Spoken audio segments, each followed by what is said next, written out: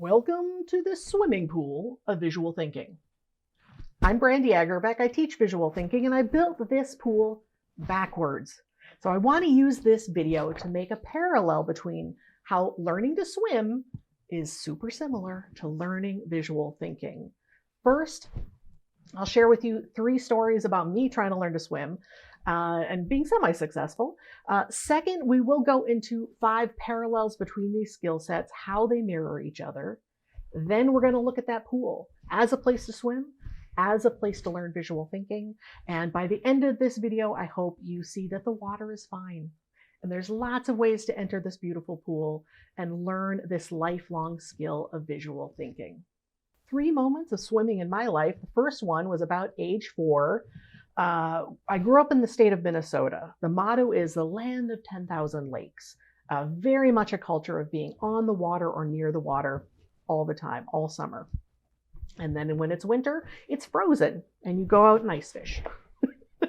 So this first story, I was about 4 years old. We were at Spring Lake and my grandma Shirley, super strong swimmer, swam me out to the fiberglass slide. So way out in the deep water was a fiberglass slide. And she swam me out there and she said, okay, climb up this ladder, slide down the slide, and I will catch you. So I climbed up that ladder. I slid down the slide into the water, opened my eyes, and all I saw was brown water, scared sideways, come up above the water, and she's laughing. Guess what? This one didn't want to swim. In that moment, in that earliest memory, it's like, no, thank you. I would rather not do that. That is dangerous. And I do not trust this woman who just did this. Sadly, that stuck my ability to swim in a very narrow space for a very long time. Second story, about 10 years later, I was in middle school, about age 14, and our middle school was across the street from our high school.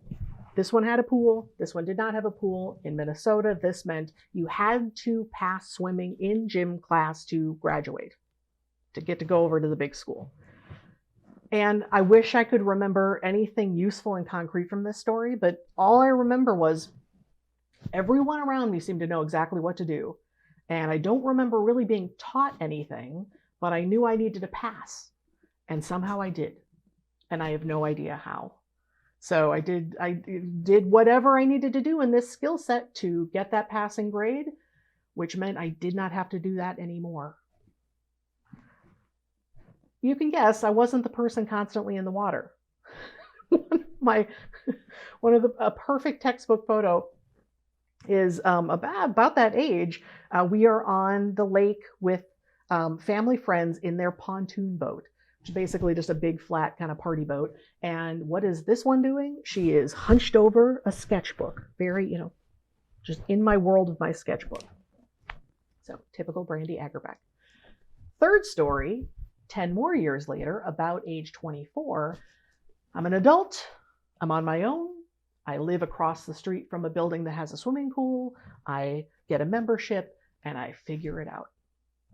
And I spend many quiet hours in this pool, getting more comfortable, moving around, like I said, figuring it out. And so I can swim. Can I swim well? No. Can I swim? Sure. I do all right. Have I swum in the ocean? Once. Swum in the ocean? Once. And I'm here to tell the tale. So a few stories about learning to swim. We'll certainly talk more how these parallels fit in with visual thinking. Next, let's talk about 5 parallels between learning to swim and learning visual thinking. The first is this sense that this is a completely natural thing to do. Plenty of you watching are thinking, I can't remember learning to swim. I just swim. You might have been that kid, Kimmy the fish. She's always in the water. And just that sense of, complete joy, complete ease. I'm Kimmy the fish on this side. I could not tell you about learning to draw in the particular ways we do as visual thinkers. It's just what comes naturally, moving through that flow and that ease of working through my thoughts, just like Kimmy would feel effortless in that pool or that lake.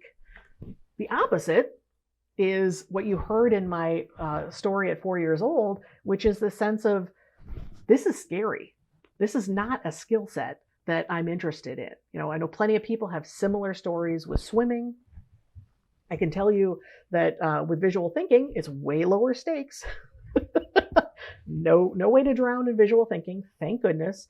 But I can tell you that folks, as when I'm drawing for groups for a living, folks will come up to me and they can tell me exactly how old they were, what they were drawing, and who told them they couldn't draw. And that switch flips off. Just like when I opened my eyes and it was only muddy water, my swimming switch flipped off. That was it. And then, somewhere in between this like perfectly natural state and this sense of danger, lack of safety, is folks where it's just like there's no cultural awareness. If you grow up in Egypt, perhaps swimming isn't so front of mind. If there's a great swim culture in Egypt, let me know. I could be completely wrong, but I can tell you in Minnesota, it was everywhere. Being on the water, being in the water. And there most certainly is a desert of visual thinking. Plenty of folks thinking, I don't even know what that is. Why would I want to learn it? And what could it do for me? The third parallel between these two skill sets is that they are complex.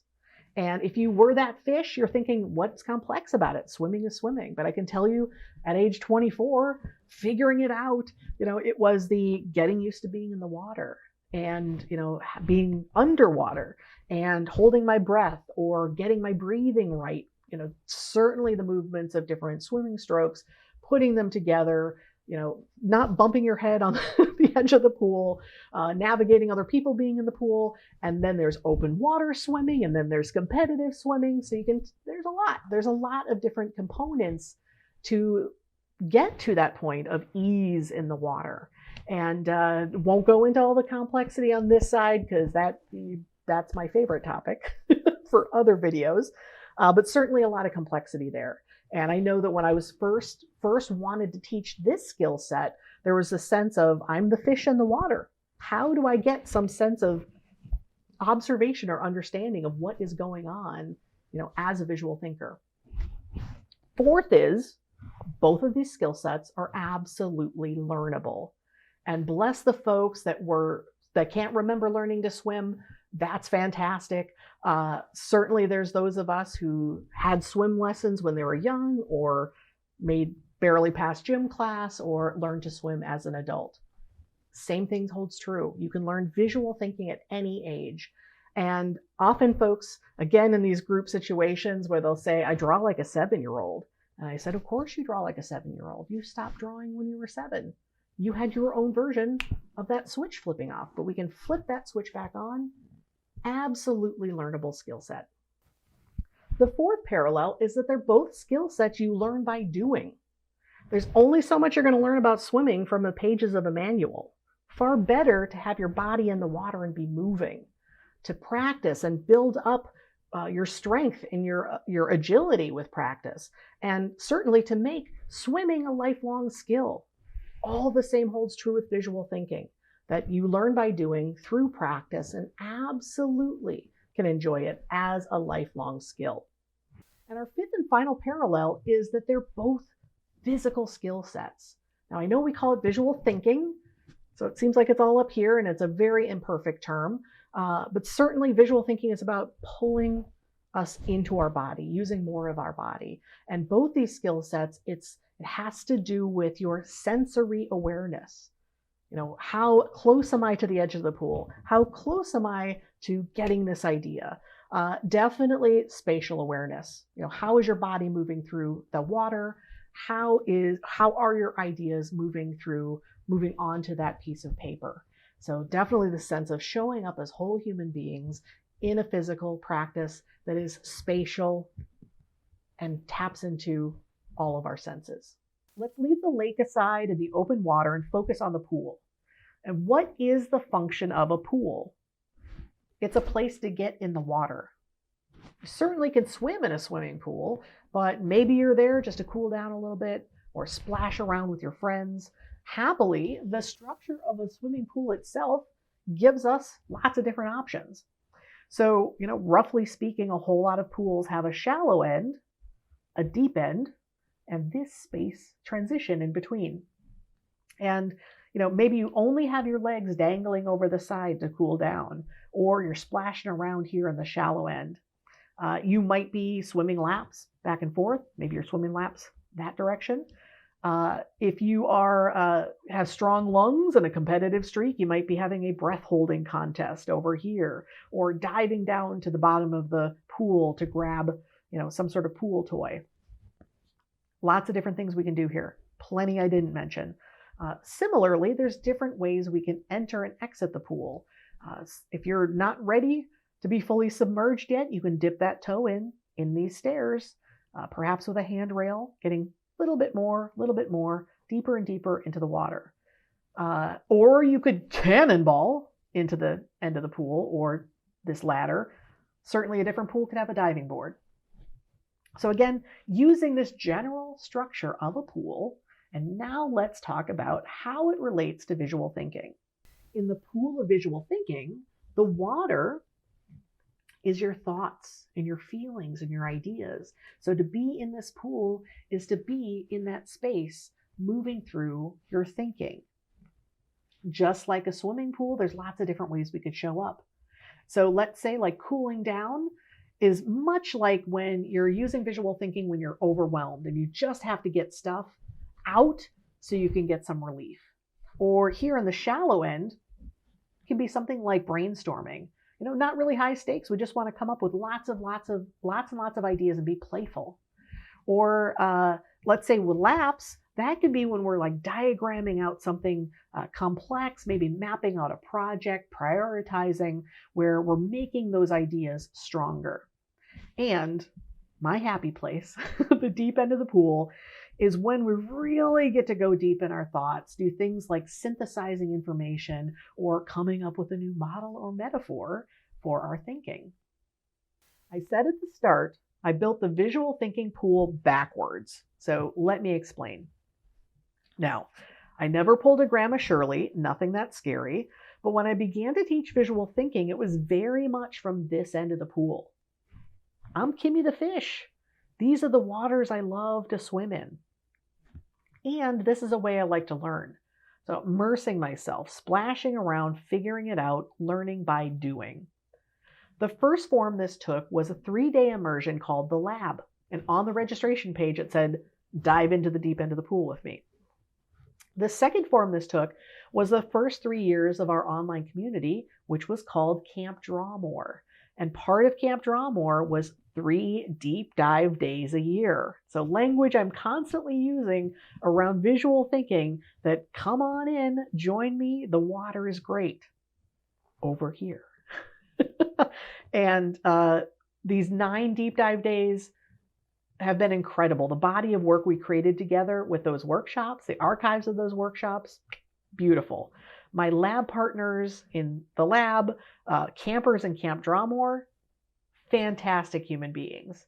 And a certain type of person who wants to dive deep, wants to be swimming in these waters. And yes, part of it is that they trust me saying, come on in, the water's fine.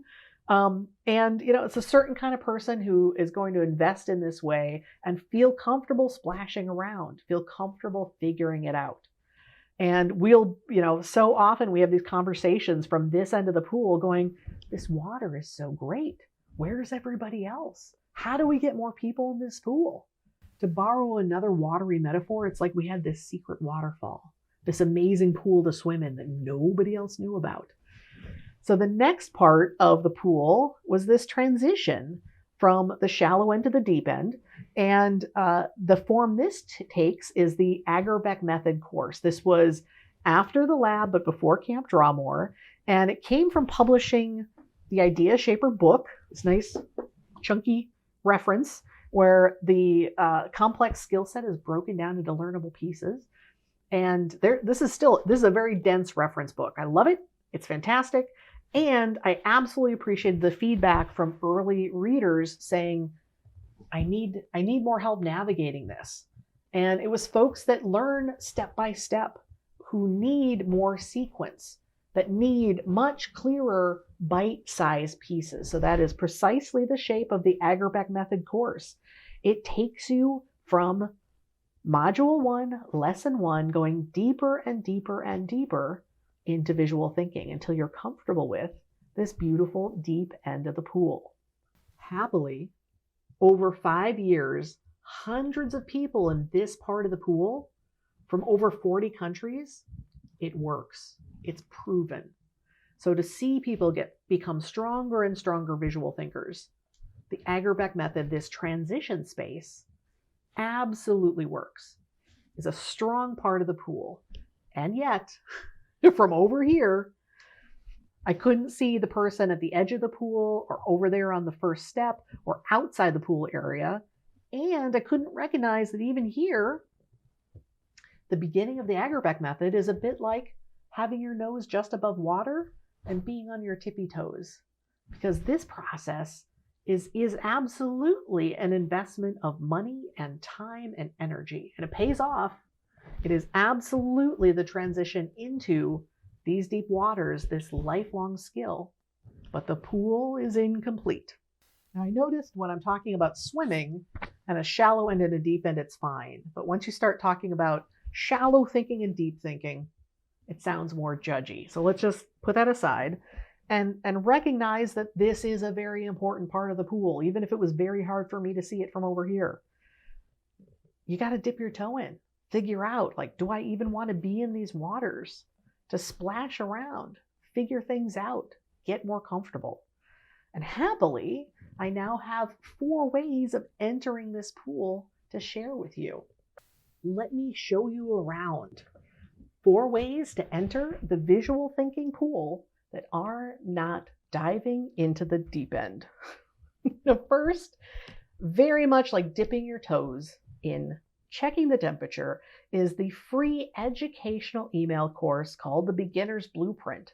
Think of this as an ebook that gets delivered straight to your inbox over the course of 5 days.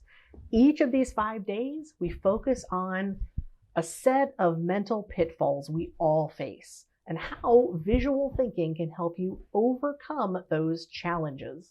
Next are the steps that gradually take you into the shallow end of the pool. And I will fully admit my judginess about the shallow end.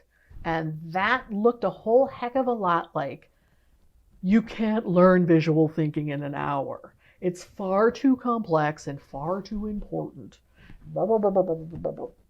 So this was my grouchiness about people wanting a quick fix or a magic pill. And it is true. There is no magic pill or any quick fix, but I shifted the question to, if I had an hour of your attention, what would I teach you? And that is how Visual Thinking 101 came into being. And truly, it is an hour of those gradual steps into visual thinking. And what I'm extra proud of was recognizing that in our beautiful metaphor, Visual Thinking 101 are these small steps into the pool, and they absolutely are expanded in this larger transition in the Agerbeck method. So there's some really nice parallel construction going on there. That is Visual Thinking 101. The third way to enter the visual thinking pool is splashing around together at Envision, the 3-day virtual event I host every fall, inviting everybody into the pool. A great safe place if you just want to test the waters. Or you're stressed and you need that cool down. It's a great weekend away to play with new tools and recharge your creative self. For folks that have more experience, are those stronger swimmers, you're in the pool with your peeps. You're like-minded people. And we do spend a small part of the weekend introducing you to the whole pool, hoping you'll stick around and dive deeper. The fourth way to enter the pool is with your water wings or your floaties. And these are the life shapers. I just realized it sounds like lifesavers, the flotation rings, that works too. So the life shapers are guided drawing exercises. You did hear me mention the idea shapers. The idea shapers are, think of this as your breathing techniques or those specific strokes you learn. This is helping you navigate any kind of water and face that blank sheet of paper to tackle any challenge. The life shapers are that buoyancy, that bit of flotation through a guided exercise designed to help you tackle a specific challenge. But a great way to get in the water, to have a very positive experience of visual thinking through the guidance, through your floaties. This is the end of the tour of the visual thinking pool. So thank you for joining me for this extended visual metaphor comparing the lifelong skill of swimming with the lifelong skill of visual thinking. So I hope you'll join me in these waters. They're wonderful. And any questions, please ask, because I am your pool builder, your lifeguard, your swim coach, and your fellow swimmer. So thank you so much for watching, and see you next time.